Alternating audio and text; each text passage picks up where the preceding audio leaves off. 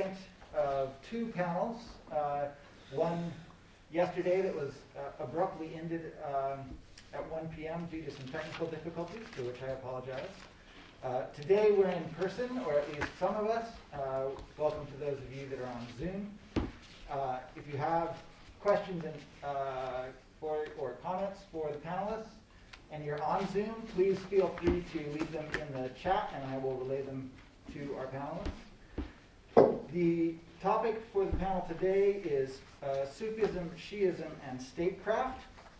And we have three PhD candidates from the Near Eastern Languages and Cultures Department here at Indiana University. We'll begin with Seyed Amir Asghari, then move to Alex Shepard, and finally to Mohammed Al Ameri. So with that introduction, I will turn it over to Seyed Amir. Okay, thank you very much. And I would like to thank SESMI for organizing and hosting this event. It's my honor. So let me see. Okay. Yeah, I guess we can go to the first page. Is that something that I can do? Okay. Okay, yes. The Shi Seminary is generally known as a religious institution with an emphasis on teaching Islamic sciences, and in particular Islamic law, which is called fiqh. Within this scope, the seminary aims to prepare jurists or mujtahids. We also know that the post-Safavid inclination of the Shi seminaries has been officially dominated by the opponents of Sufism. The accounts of these hostilities have been narrated and documented. Yet there were Sufi orders that continue to develop their ideas and practices in those seminaries. In what follows, the Sufi chain and teachings of Shayk Muhammad Bahari, 1849 to 1907, will be studied. Bahari was a mujtahid, high-ranking Shiite cleric, and a Sufi master in the early 20th and end of 19th century. Very, very little is recorded about Bahari's life and works. It is known that he was a disciple of Akhund Mullah Hussein Quli Shabandi Hamadani, 1824-1894. The guy, his master Hamadani himself, was a mujtahid, an authoritative Shia cleric, a philosopher, and an arif or gnostic, known as well as we will see. Bahari was born in Bahar, the vicinity of Hamadan in western Iran, and completed his religious studies in his hometown and in Bruges Seminary, where he received his license of ijtihad or independent legal judgment based exclusively on the text of revelation at the age of 32. Around 1880, he moved to seminary in Najaf. So the seminary in Najaf is also well known, the oldest existent seminary of Shi'ism, which was established in 411 by Sheikh Tusi. He moved to Najaf from Iran, to Iraq in fact, where he became a disciple and companion of Akhund Hamadani, the master that he had. So apart from few sources, there is no clear indication that under whose supervision he studied the fiqh and usul or other Islamic sciences. But we know that there are some very specific, very high-ranking scholars of Shia Seminary who had talked about Bahari as a kind of spiritually in high rank and being a Sufi master as well as having studied in Islamic studies, Islamic sciences. For instance, one of these instances is the known Naini, Ayatollah Naini. He was a very famous Iranian scholar, Shia scholar, who was famously and kind of actively engaged in Iranian constitutional revolution in 1907. And he talks about Bahari in a way that, he eulogized the virtual and spiritual states of Bahari and after his death. So, there are others as well. I mean, those biographers, historians, those who write the books, like we call them tabaqat or a'lam, or the books that they talk about the scholars of religion. They talked about Bahari and mentioned his spiritual rank. And one of the examples also, he was, as I mentioned, that he was a disciple of Akhund Hamadani, and his master calls him as Hakim Ashab, or the wise among the, my companions. So, but on the other hand, we do not have a lot of works. There is just one book remaining, one of the books remaining from Bahari, that he didn't also, manage to publish it during his life. These are just collected by his disciples or followers. So, there is one thing. We are talking about the Shia Seminary, we are talking about people who are mujtahids, and then we are talking about Sufism as well, which, because of the kind of orientation among the officials of Shia Seminary at the late Safavid era, we know that there is no kind of good friendship, at least, between Sufis and ulamas, but there is hostilities. But I am specifically speaking about those ulamas. At the same time, they are Sufis. But the question is that we know that contemporary biographers have been perplexed about the Sufi order which people like Bahari belong to. During the later period of Safavid, we know that scholars in the Shia Seminary use the term Irfan to escape those problems. As I say that we are not Sufis, we are Arifs or Gnostics. But anyway, one of the contemporary scholars of Shia Islam, his name is Murtada Mutahari. He has a lot of works and published and translated. When he tries to describe this group of people, he tells that, well, they're a group of people. He doesn't mention that they are belonging to any Sufi order. He says that, for instance, that they are kind of a group of people, scholars, very deeply known the Ibn Arabi's writings. They know theoretical and practical Sufism, but he doesn't mention. I don't know whether he didn't know or he didn't want to mention anything about this order. The reason is that I mentioned the hostilities of ulama against the Sufis, so this group of ulamas and mujtahids, they wanted to hide, conceal. They didn't want to show that we have sort of what they call silsila, or belonging to any Sufi order. So specifically, Mutahari says that they are not members of any of the formal Sufi orders. Now, also,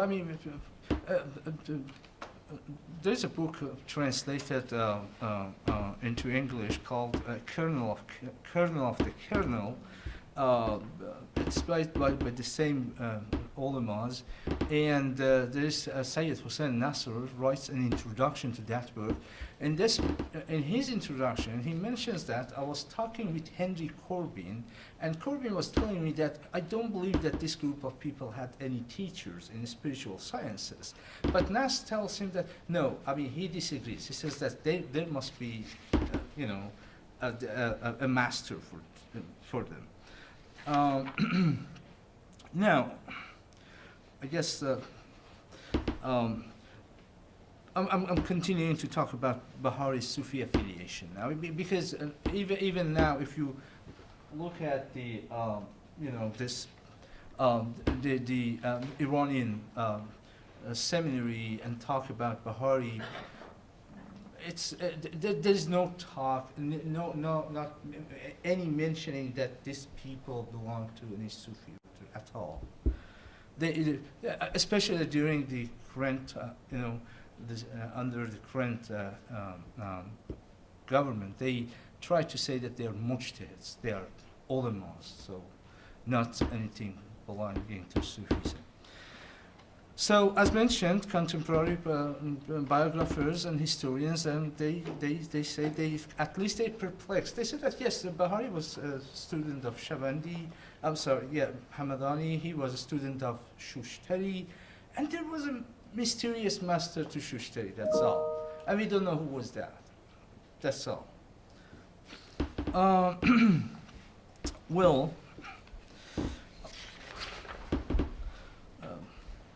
So, but yeah, they also, not only they say that we don't know after what happened after Jula, I mean, this number of people, they stop in the, Bahari and then Hamadani and then Shushtari, and then there was a mysterious guy. We don't know who was he. But the problem is, the other problem is that even if the narration that some of the disciples, they go and ask them, Master, could you tell me who was you, or which order are you belonging to, or who was your master? They say that, oh, please do not try to make a tariqa for us or a silsila for us. They use the word silsila. So these are, but when we go back to one specific point, I mean I can't speak about a lot of all the details that I've written here. I have the paper here, but the point is that when I was thinking, first of all, we do have two major Sufi orders in Iran. They are called, one Ni'matullah Sufi order, and the other one is Dhahabi Sufi order, which is originated from the Kobravi Sufi order from Asia Minor, and then turned into Shia order, called as known as Dhahabi order. I was trying to look at the manuscripts by the people who are belonging to this order, especially during the time that, the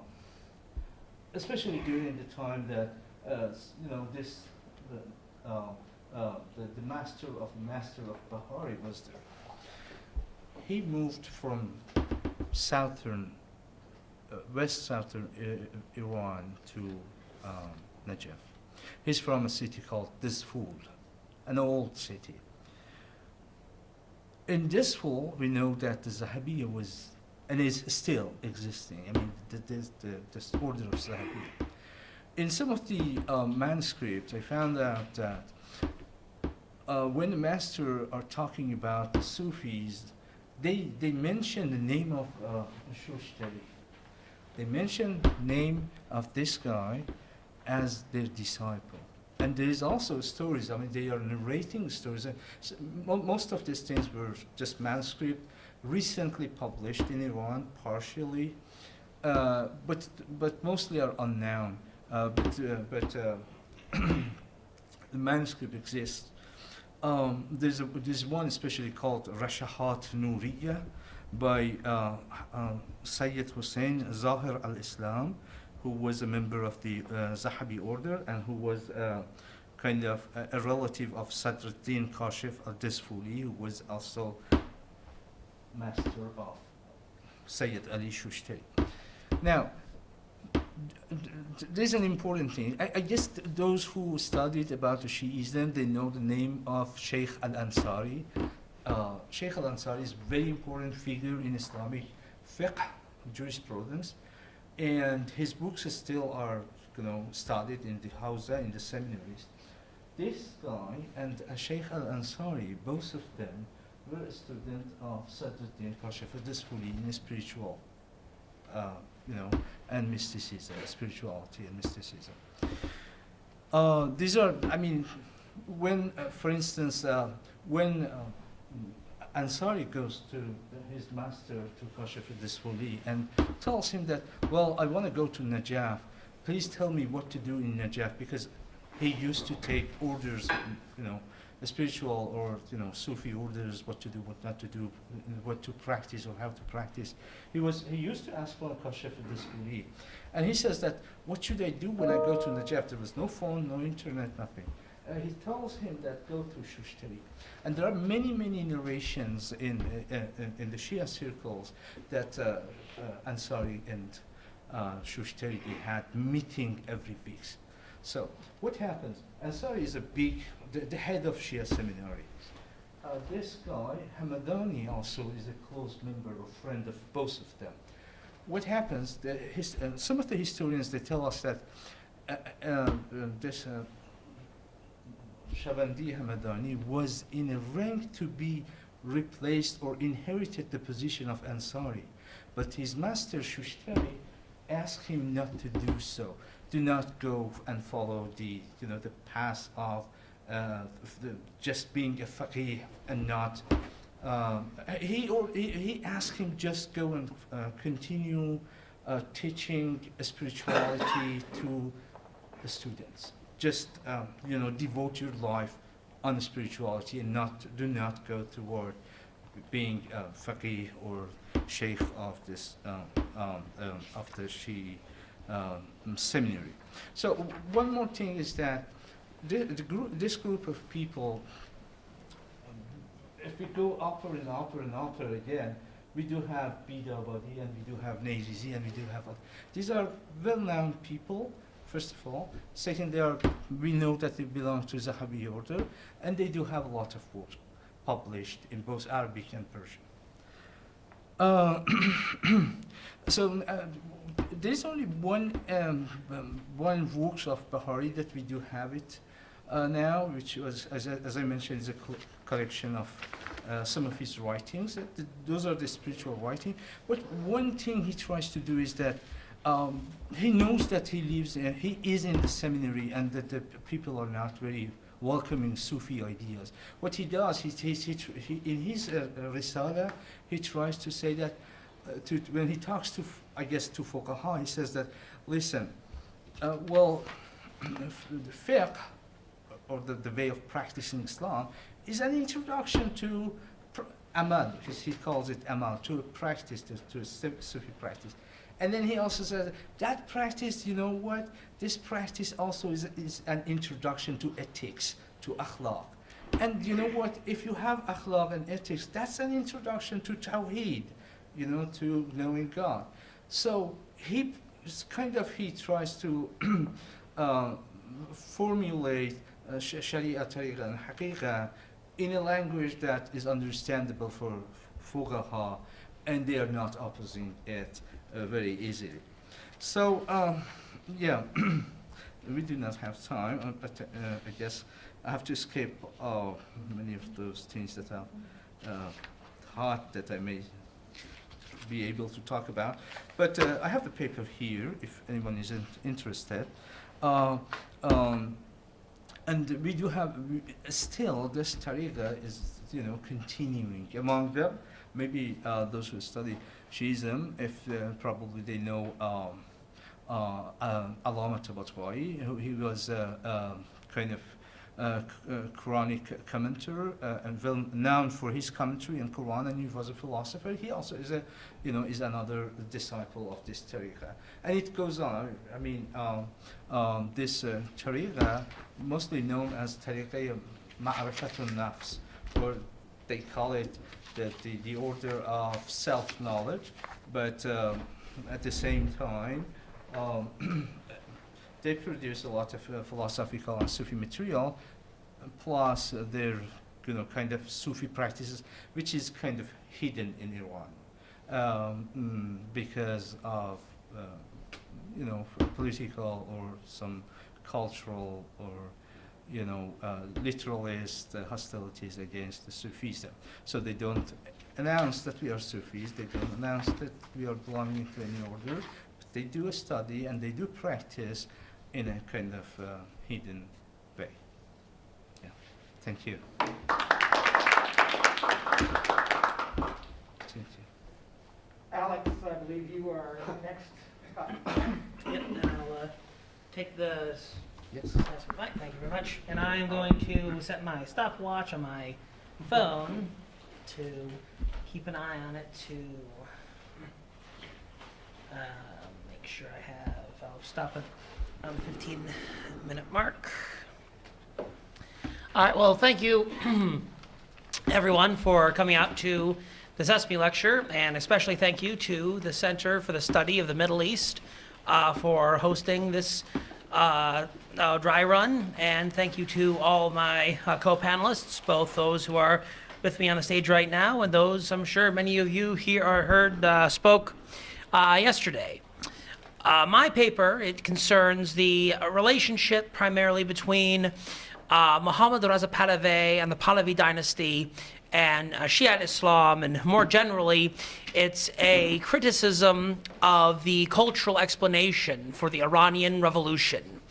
Now, the cultural explanation for the Cultural Revolution is generally insists that kind of has two dimensions to it. The first is that the Shah alienated the religious sensibilities of both the Iranian clergy as well as the Iranian population at large, as well as, and kind of another crux of the cultural explanation for the Iranian Revolution is that, well, Shia Islam is inherently a revolutionary faith.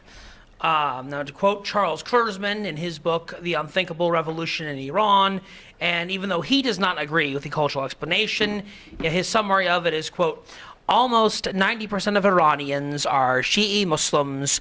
No other country has a population so high a proportion of Shias as Iran.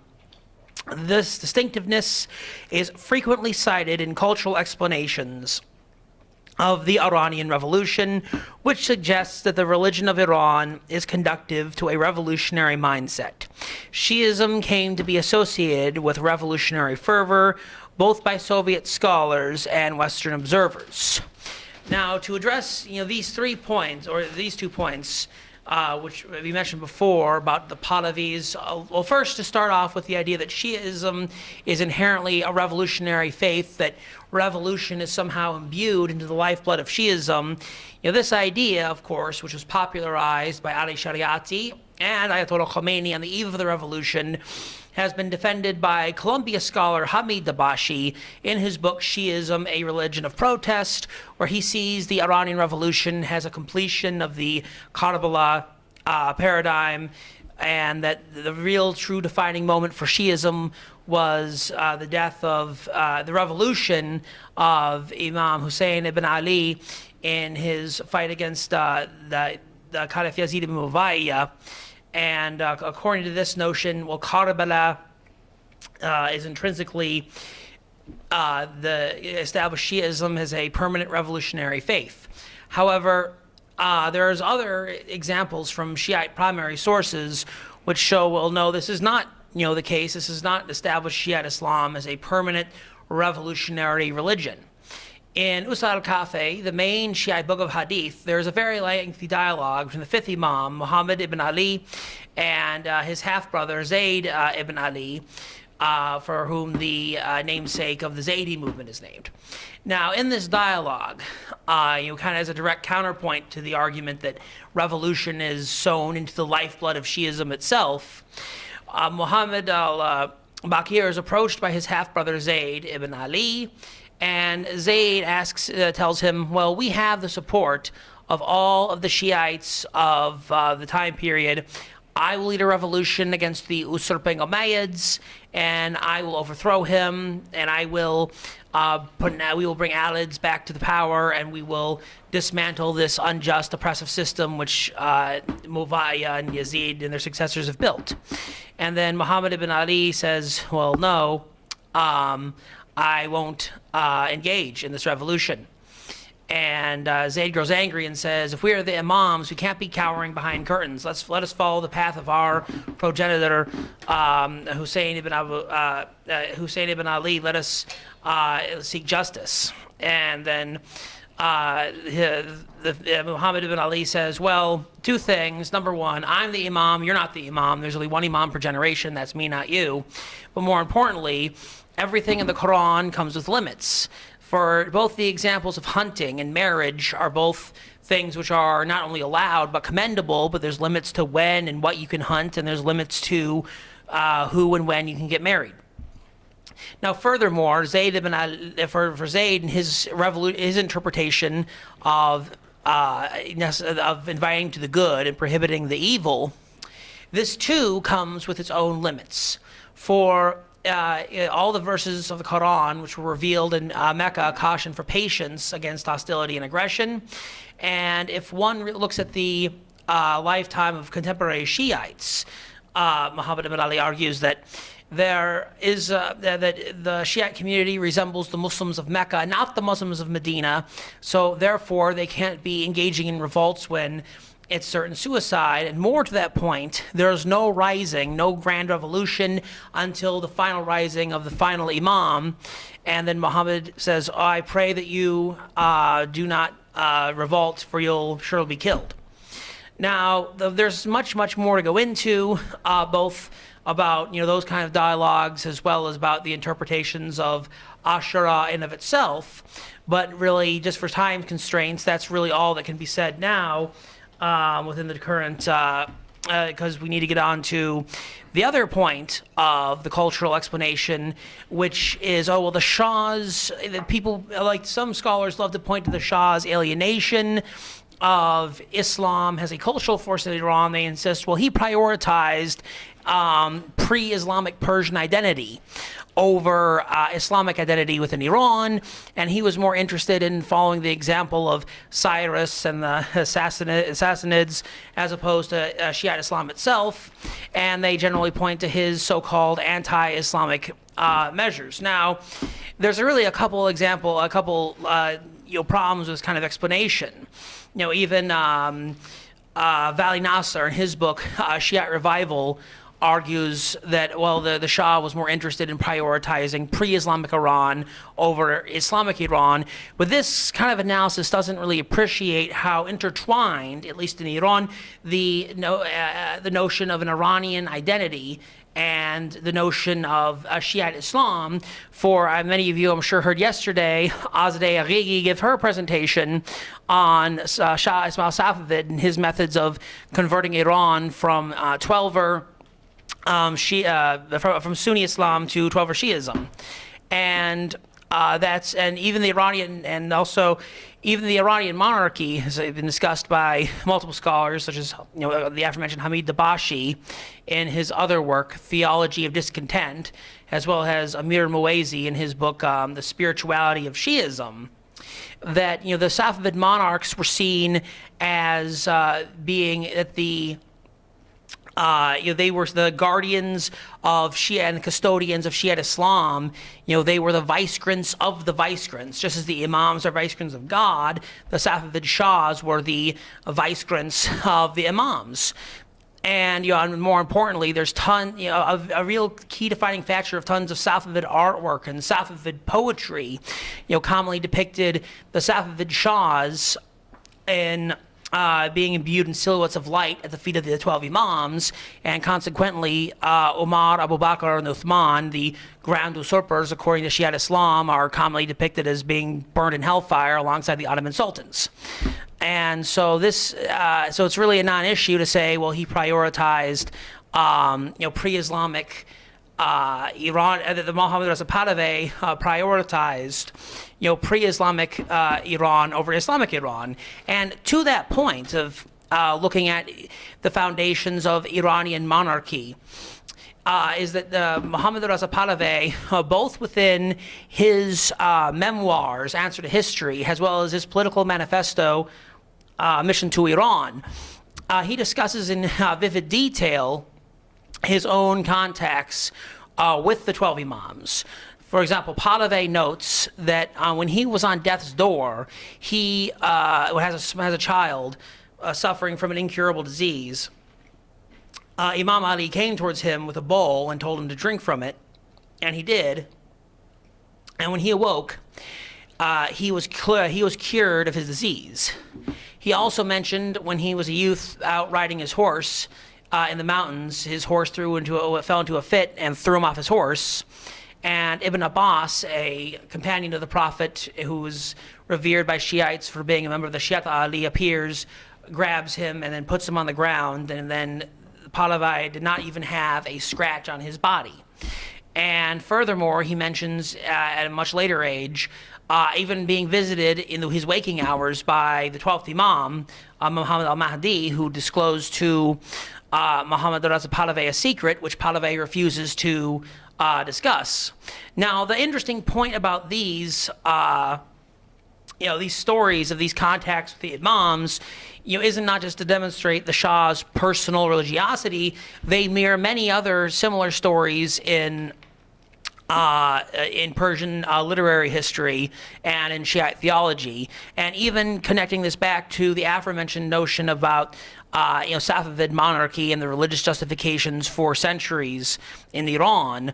Even Shah Ismail Safavid, according to a recent book that was authored, it's called, I think, Superstition and Rationality in Iranian Politics, notes the very strong similarities between Pahlavi's, dreams of the Imams and Shah Ismail's dreams of the Imams, and there's a very strong connection between the two, and the author there suggests, and likely rightfully so, that Pahlavi was really trying to style himself as a modern-day Shah Ismail Safavid. Now, the other notion is kind of the last leg of the cultural explanation, deals with the relationship between the clerical class in Iran. Now, it's true that he often, even the predecessor of Khomeini, Ayatollah Burjadi, often did criticize many of the Shah's more ambitious modernization programs. Burjadi never openly called for a direct overthrow of the Shah, not by any stretch of imagination. In fact, Burjadi, for all of his condemnations, most of his condemnations were reserved for the then younger, renegade Sufi cleric Khomeini. And Burjadi, together with many of his clerics under his jurisdiction, vigorously clung to the older Shiite principle as expounded by Muhammad ibn Ali in the Usul al-Kafi, that there's no rising until the 12th Imam. And not only that, there were some, and even in 1953, when the CIA and British intelligence services assisted Mohammad Reza Pahlavi and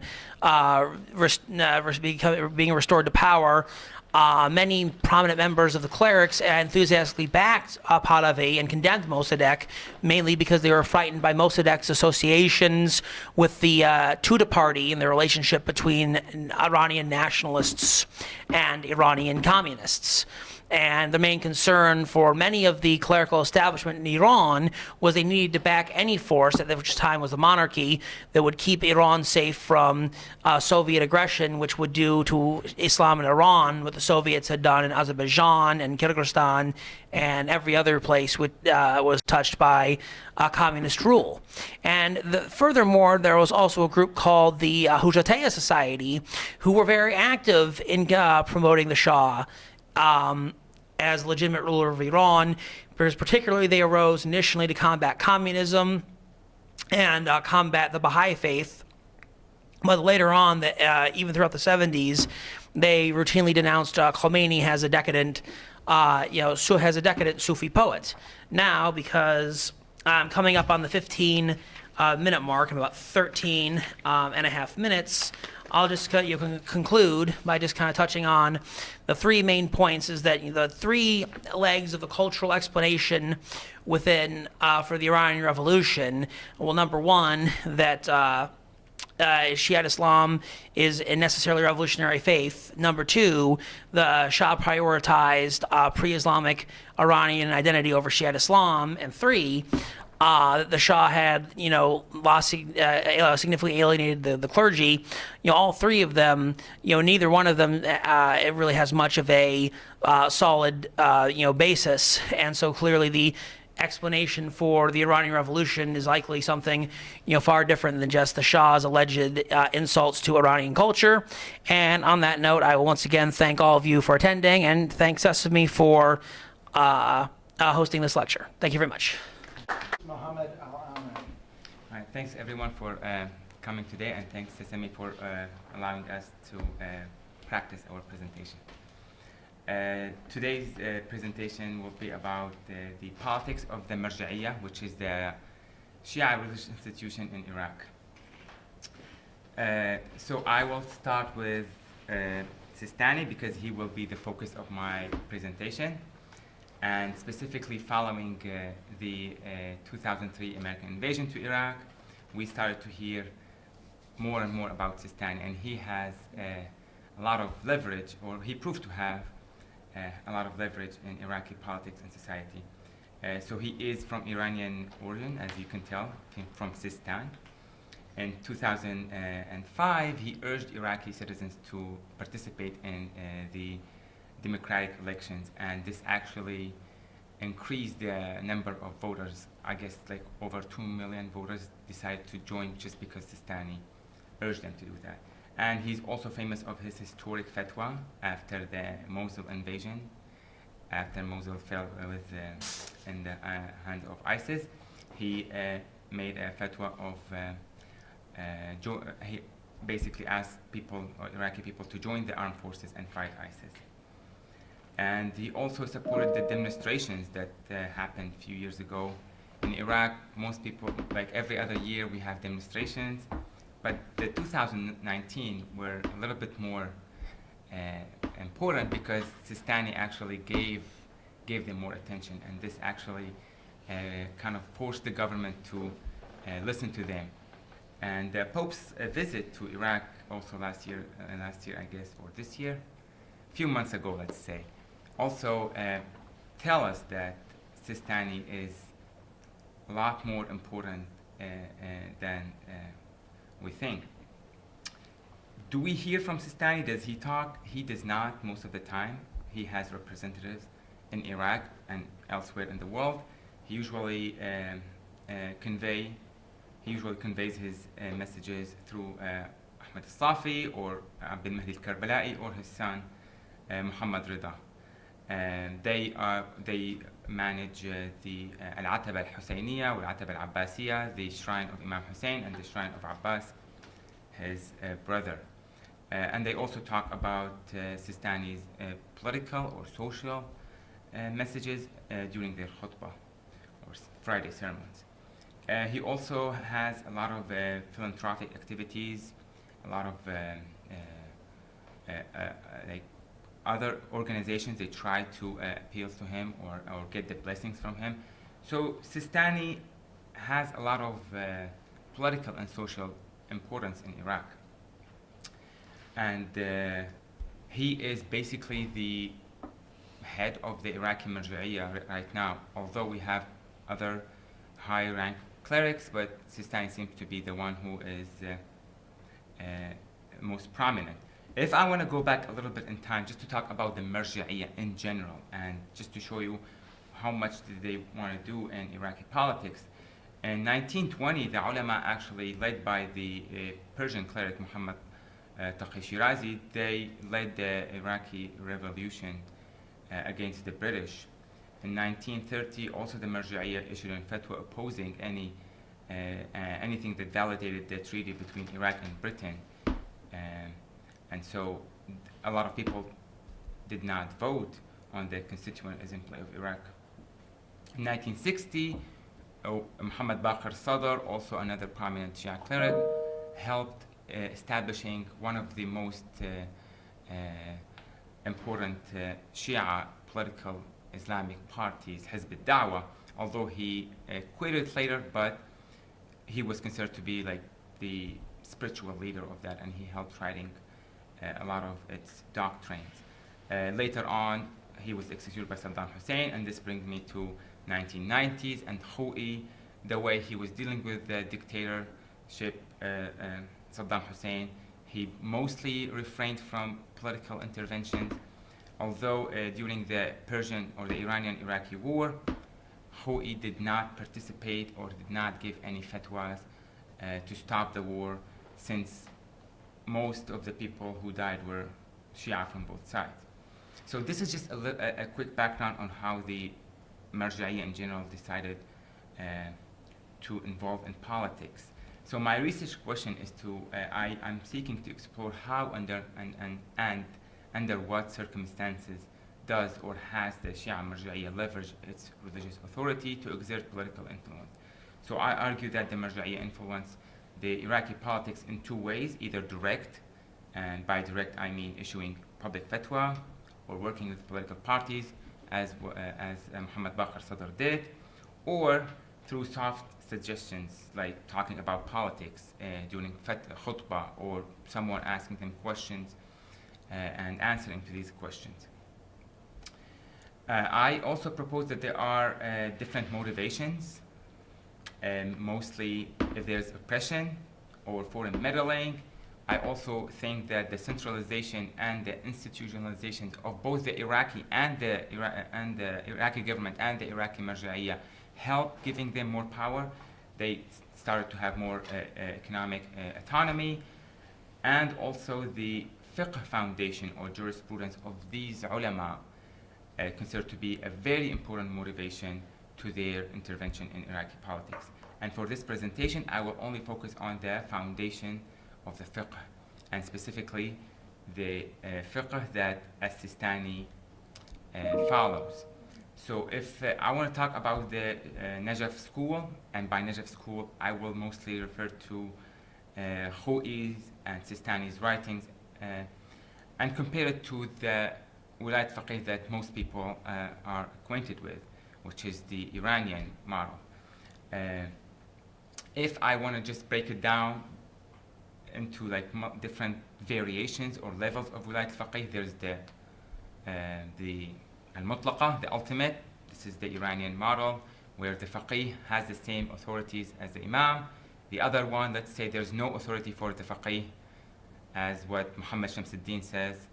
Basically, when he went back to Lebanon after he studied in Iraq, he decided that this model does not happen or could not be applied in a country like Lebanon with different people, with different religions. So he basically says there's no authority for the Faqih over the people. So he does not subscribe to the Wilayat Faqih. The third one, which is the Najaf one, or the Khou'i Sistani Wilayat Faqih, is as follows. So if I want to go and read Al-Ijtihad wa Taqlid fi Tanqih, and I'm sorry, I was not able to find a very good translation to these books that Sistani wrote. If I want to read this and I try to find the question, is there an absolute mutlaq Wilayat Faqih? Sistani will answer no. And also when it comes to the hudud, the implementation of punishment in Islamic religion, in Mabani Takmilat al-Minhaj, Sistani again says the faqih has no right to establish hudud. And as for qada and judiciary, in Mustanad al-Arwat al-Wuthqa, Sistani again says that the imams did not give the faqih the authority to establish these. So if you think of qada and hudud, I think both of them kind of like tell me that there is a government, because if you have a judiciary system and then you can implement it, then you're mostly a government. And since he does not subscribe to this, then this tells me that he is not he's not with Wilayat Faqih. But then how can we interpret his political power and engagement, as I was talking about in the previous slides? What kind of intervention, what kind of Wilayat Faqih he subscribed to? Sistani belongs to what he calls al-umur al-hisbiya, kind of ru'at al-faqih. I guess I didn't think about this. I'm curious to see what he probably would not talk to me, but what would one of his representative or spokesman could say about this. I think he's more probably focusing on the moment, and it is gradual, as you said.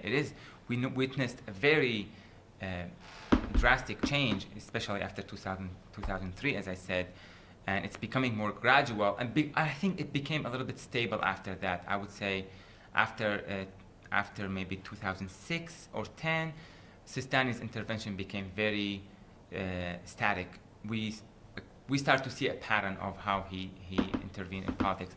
In the beginning, he kind of supported the referendum.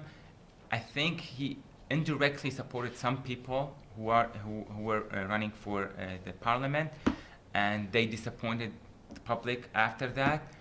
And later on, every time any Iraqi politician would go to ask for his advice or blessing, he would simply not meet with them.